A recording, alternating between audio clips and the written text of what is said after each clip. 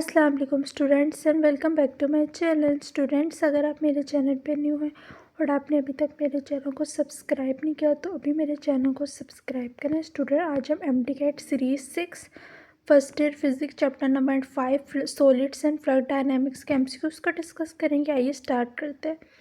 सबसे पहला MCQs है young modulus for water is. Student, जो वाटर का यंग मॉडुलस होता है आपने याद रखना वो 0 होता है। फिर सेकंड है रेसिप्रोकल और बल्क मॉडुलस क्या होता है स्टूडेंट, वो होता है कंप्रेसिबिलिटी। फिर है अगर एक वायर को स्ट्रेच किया जाए थोड़ी फोर्स लगा के और जो उसके अंदर एक्सटेंशन प्रोड्यूस कर दे तो उसके अंदर एनर्जी क्या होगी 1/2 FL। फिर आ जाता है student dimension of strain. Strain की जो डायमेंशन होती है कोई डायमेंशन नहीं, तो डायमेंशन कोई नहीं होती, यानी वो डायमेंशन लेस होता है। फिफ्थ है एक ऐसे सब्सटेंसेस जो कि प्लास्टिक डिफॉर्मेशन में जाते हैं जब तक वो ब्रेक नहीं हो जाते, वह डक्टाइल सब्सटेंसेस। सिक्स्थ है glass and high carbon steel किसकी एग्जांपल है, ये ब्रिटल सब्सटेंसेस की एग्जांपल है। 7 MCQs है पेयर ऑफ क्वांटिटी जिनके डायमेंशन सेम है। इसमें प्रेशर आ जाता है, बल्क मॉडुलस आ जाता है। स्टूडेंट, इसमें स्ट्रेस भी ऐड कर ले क्योंकि स्ट्रेस, प्रेशर और बल्क मॉडुलस की डायमेंशन सेम होती है। फिर है एग्जाम्पल ऑफ डक्टाइल सब्सटेंसेस, यानी वो सब्सटेंसेस जो कि प्लास्टिक डिफॉर्मेशन में जाते हैं जब तक वो टूट नहीं जाते उसमें लीड आता है। फिर यूनिट है फ्लो रेट का मीटर क्यूब पर सेकंड। फिर जो product of cross section velocity and time है ना, यानी कि AV/T हमें वॉल्यूम देता है। ठीक है, आइए नेक्स्ट की तरफ मूव करते हैं। नेक्स्ट MCQs है रेसिंग कार्स का स्ट्रीमलाइन डिज़ाइन होता है। The law of conservation of energy पढ़ना लो इक्वेशन है। फिर स्टूडेंट बाकी MCQs भी सेम ऐसे आप स्क्रीन पे देख सकते हैं।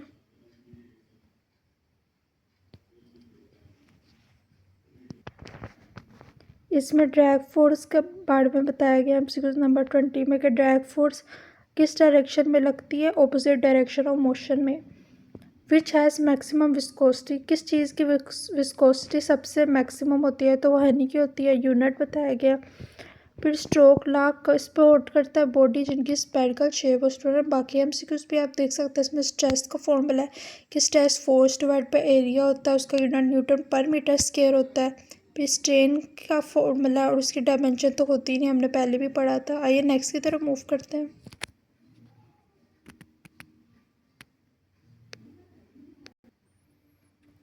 स्टूडेंट बर्नौलो इक्वेशन का ये फॉर्मूला है, फिर वेंटरी रिलेशन का ये है, फिर टोरिसल थ्योरम का ये है, स्ट्रेस का है, स्ट्रेन का है, मॉडुलस ऑफ इलास्टिक का स्ट्रेस के जैसा ही है और प्रेशर और स्ट्रेस के जैसा ही है। फिर विस्कोसिटी है कुछ क्वांटिटीज़ की जैसे कि एयर, एसीटोन, मिथनॉल, बेंजीन, आपने अच्छे से लाइन कर लेनी है। ठीक है,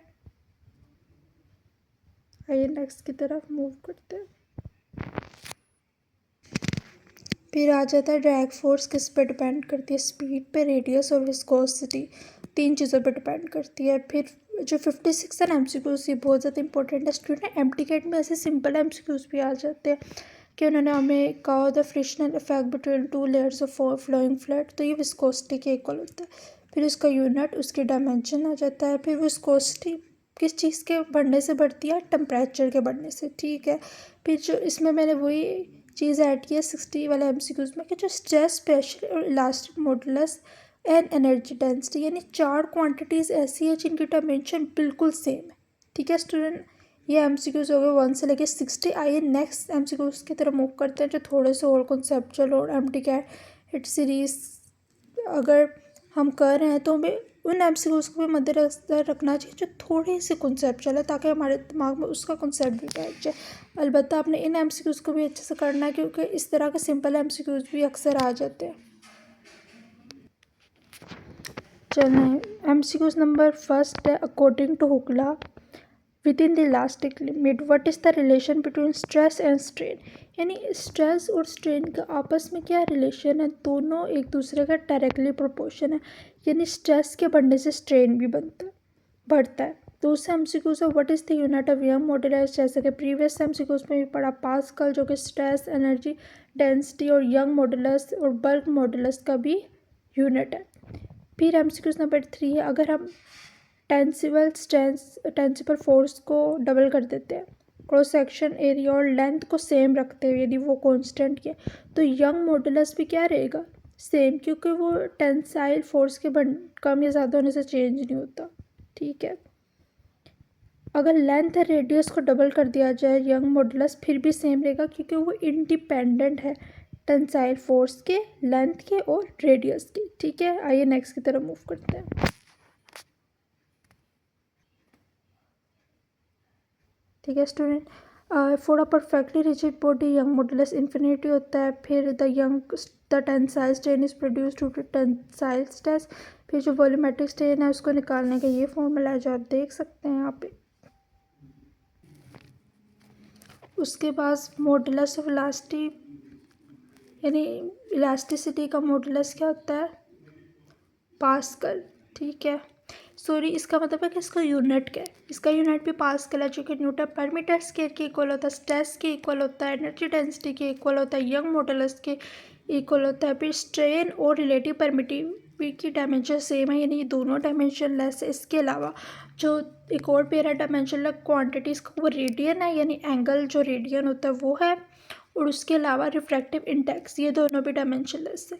फिर मरकरी का यंग मॉडुलस और वाटर का सेम होता है। कौन सी ऐसी क्वांटिटी जो कि प्लास्टिक डिफॉर्मेशन में नहीं जाती, ग्लास। ठीक है, ये MCQ 21 भी आप देख सकते हैं।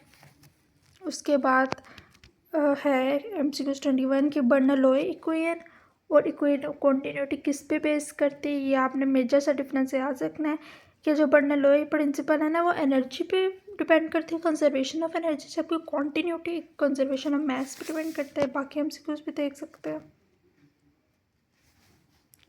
ये ऐसे unit of coefficient of viscosity pascal second है। आपने डिफरेंस याद रखना है कि स्ट्रेस का खाली पास्कल होता है और कोफिशिएंट ऑफ विस्कोसिटी का पास्कल सेकंड होता है। ठीक है,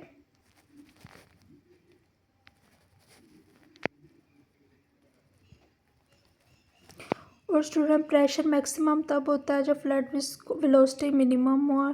सरफेस टेंशन का यूनिट है न्यूटन पर मीटर। ये हमारे पास 1 से लेकर 33 है, यानी टोटल मैंने आपको 93 MCQs करवा दिए, प्रीवियस 60 एंड ये 33। ठीक है स्टूडेंट, अगर आपने अभी तक मेरे चैनल को सब्सक्राइब नहीं किया तो मेरे चैनल को सब्सक्राइब करो और मुझे कमेंट सेक्शन में बताएं कि नेक्स्ट आपको कौन से सब्जेक्ट के रिलेटेड वीडियोस चाहिए। इंशाल्लाह मैं कोशिश करूँगी कि जल्द से जल्द सीरीज़ 7 के MCQs भी अपलोड कर दूँ, जिसमें मैं आप लोगों को चैप्टर नंबर 6 के रिलेटेड गाइडलाइंस दूँगी। तब तक के लिए अल्लाह हाफिज़।